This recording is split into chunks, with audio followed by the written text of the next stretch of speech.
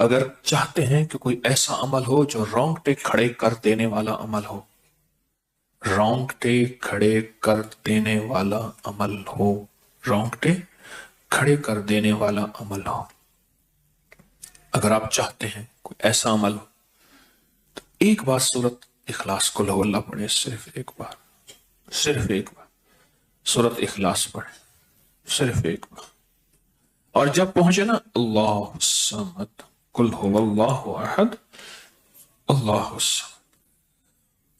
میں یہاں بھونٹ پورے میں کچھ دن رہا اور ایک صاحب میرے پاس آئے، مجھ سے کہنے لگے کہ میرے اوپر کسی نے ایک ایسا کالا جن اور ایسا خطرناک جن مسلط کیا ہے کہ جو میں آنکھوں سے دیکھتا ہوں اور میری بیوی آنکھوں دیکھتی ہے، بچوں کو نظر نہیں آتا، کوئی گھر میں آئے اس کو نظر نہیں آتا، میں آنکھوں میں دیکھتا ہوں. کہنے لگا ایسے دیوار کے اندر چلا جاتا ہے، پھر دیوار سے باہر نکل آتا ہے، چھت کے اندر جاتا ہے اور چھت پھٹتی محسوس ہوتی ہے. ہم ڈر کے بعض اوقات ہٹ جاتے ہیں کہ چھت پھٹی ہے گر نہ جائے، پھر وہ مل جاتی ہے، پھر ایسے چلا جاتا ہے. وہ کالا جن ایسے چلا جاتا ہے، ایسے آ جاتا ہے. کہا کہ اسے کسی نے ہمارے اوپر مسلط کیا ہے، مسلط کیا ہے. ان کے کچھ مسائل تھے، کوئی آپس میں مسلط کیے، اور کہا کہ وہ جن ایسا ہے ہمیں عبادت نہیں کرنے دیتا، تسبیح نہیں کرنے دیتا، وظیفے نہیں کرنے دیتا، اعمال نہیں کرنے دیتا، ہمارا منہ بند کرتا ہے. مجھے آج بھی اس بندے کے الفاظ یاد ہیں. دو اس کے ساتھ بوڑھی خواتین تھی، ایک بہن تھی، ایک بیوی تھی، بیچارہ حالات کا ستایا مارا ہوا، کچھ 60 65 کے 70 کے قریب اس کی عمر تھی. کہنے لگا کہ جب میں قل هو اللہ پڑھتا ہوں تو اس کی گرفت ڈھیلی پڑ جاتی ہے، اور جب میں پڑھتا ہوں نا اللہ الصمد، تو کہا کہ اللہ الصمد پڑھتے ہی وہ ایک دم دور ہو جاتا ہے، ایسے جیسے کسی چیز کو کوئی دھکا دے اور وہ چیز دھکے سے ایک دم دور ہو جائے. اللہ الصمد، ایک دم وہ دھکے سے ایک دم کوئی دور ہو جائے. کہا کہ ایسے ہی ہوتا ہے اللہ الصمد، اور کہا کہ بس یہی وظیفہ جو ہے، کہا کہ مجھے مفید ہوا ہے، موافق ہوا ہے یہی وظیفہ. اور کہا کہ بس اب میں صرف یہی وظیفہ پڑھتا ہوں، یہی وظیفہ پڑھتا ہوں. مجھ سے کہنے لگا آپ مجھے کوئی وظیفہ بھی دیں گے نہیں پڑھنے دیں گے، یہی اگر اجازت دے دیں. تو میں نے کہا اس سے بڑھ کے اسم اعظم کون سا ہے، اس سے بڑھ کے پرتاثیر چیز کون سی ہے. میں آپ کو یہی وظیفہ دے دیتا ہوں، آپ اسی وظیفے کو پڑھیں. پھر میں نے اس کو ایک ترکیب بتائی، آپ کو ہی بتاتا ہوں، شاید میں زندگی میں پہلی دفعہ بتا رہا ہوں یا پہلے بتائی ہوگی، جہاں تک میری یادداشت ہے پہلی دفعہ بتا رہا ہوں. یہ نہیں کہ چھپاتا ہوں، دعویٰ تو پھر بھی نہیں کر سکتا، بھول جاتا ہوں پھر یاد آتی ہے بازو کا. اب وہ چیز آپ کو عرض کر رہا ہوں. میں نے اسے کہا صرف ایک دفعہ سورۃ اخلاص پڑھ، اول آخر 3 دفعہ درود شریف.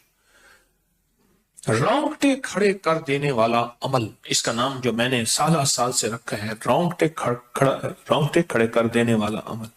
حدیث میں آتا ہے، مفہوم ہے کہ جب بندے کی اضطراری کیفیت ہوتی ہے، بے چین، بے قرار، پریشان ہوتا ہے، مضطر، اس وقت عرش الہی ایک دم میں حرکت میں آتا ہے، رحمت متوجہ ہوتی ہے اور اللہ کا عرش ہل جاتا ہے.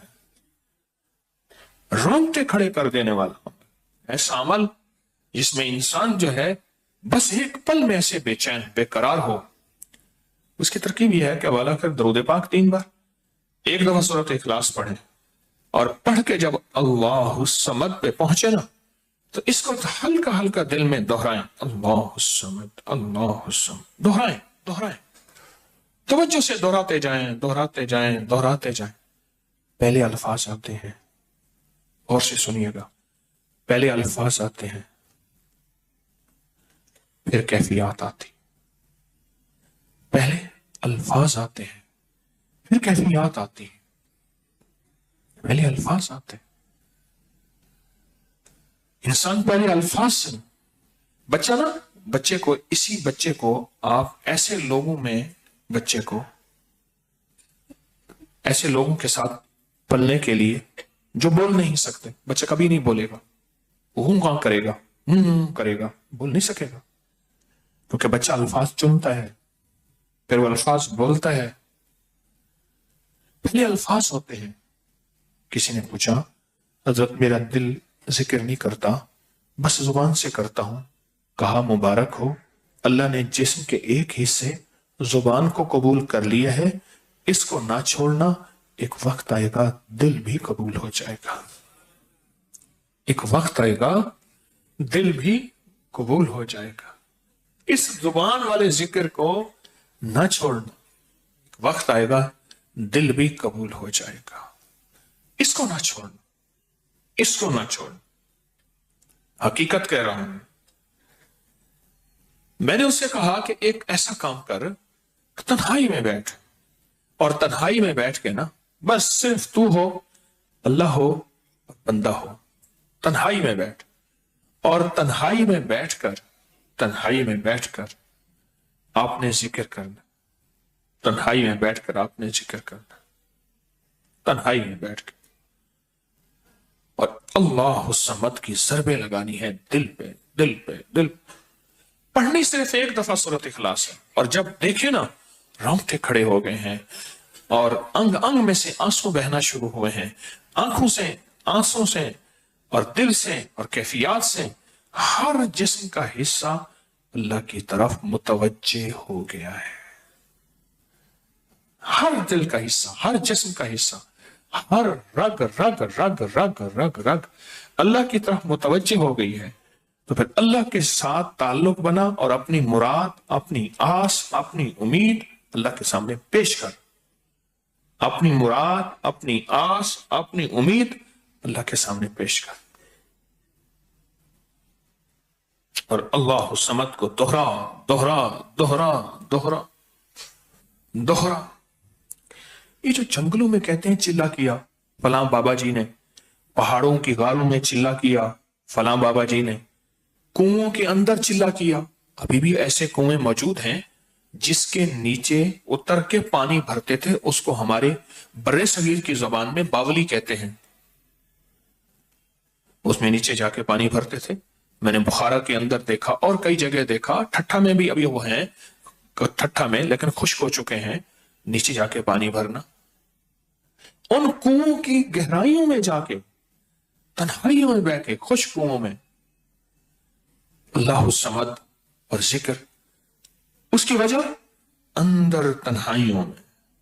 یا پھر کیا کیا, کہا کہ روئی کا تھوڑا سا گیلا کر, اور پیسی ہوئی کالی مرچیں اس میں ملا, اور کانوں میں ڈال کہ کوئی آواز کانوں تک نہ پہنچے. میری اماں رحمت اللہ علیہ کے پاس طوطا تھا, تو اس طوطے کو کلمہ پڑھاتی تھی. رات کو پڑھا پڑھا کے نا اس کے کانوں پہ موم لگا دیتی تھی. میں نے خود دیکھا, کانوں پہ موم لگا دیتی تھی کہ ساری رات اس کے کانوں میں, ساری رات اس کے کانوں میں اور کوئی آواز نہ جائے. جاگ رہے, اور کوئی آواز نہ جائے.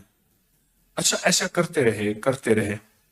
میں نے خود دیکھا کچھ عرصے کے بعد اس نے کلمہ پڑھنا شروع کر دی. ایسے ہی ہم اگر مشق کریں, جانور کی مشق ہو جائے تو اس کو کلمہ زبان پہ آ جاتا ہے.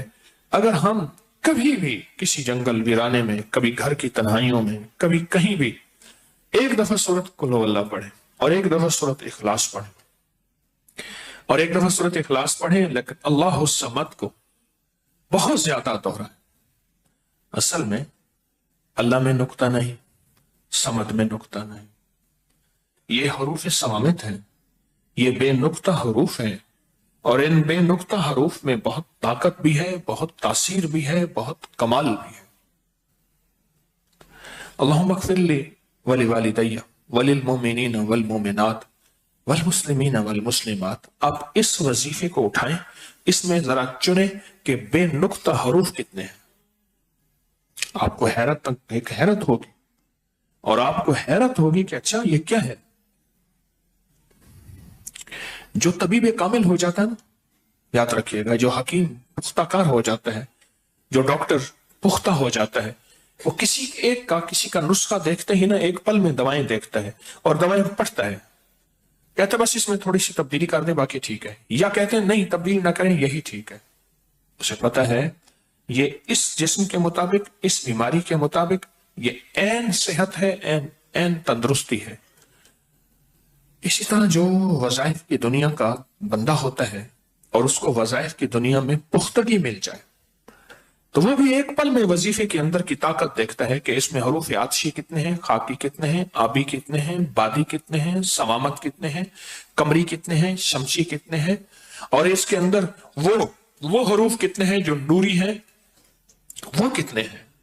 ایک پل کے اندر اسے وظیفے کی طاقت اور تاثیر، اور ایک پل کے اندر اس کے کمالات اس کے اندر کھل جاتے ہیں۔ اندیکھا جہان ہے، لاہوت مالاکوت کا جہان ہے۔ ایک صحابی حضرت معاذ بن جبل رحمت اللہ رضی اللہ تعالیٰ عنہ، وہ فرماتے ہیں کہ زندگی محدود ہے، علم لا محدود ہے۔ انہی کا فرمان، شاید انہی کا فرمان ہے کہ زندگی محدود ہے، علم لا محدود۔ تو جو علم لا محدود ہے اس کو ہم نے اپنی عقل سے سمجھنے کی کوشش کریں، اپنے شعور سے سمجھنے کی کوشش کریں، اپنے احساس اور ادراک سے سمجھنے کی کوشش کریں تو نہیں سمجھ سکتے۔ علم ہے ہی لا محدود، اس کی حد نہیں ہے۔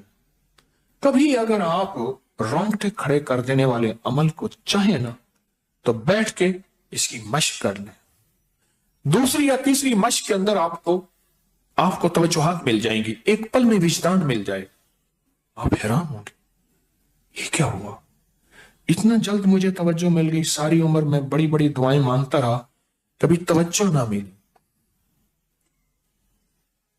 کبھی کیا نہ ملی، توجہ نہ ملی، اور پل کے اندر اتنی مجھے توجہ مل گئی، اب حیران ہو جائیں۔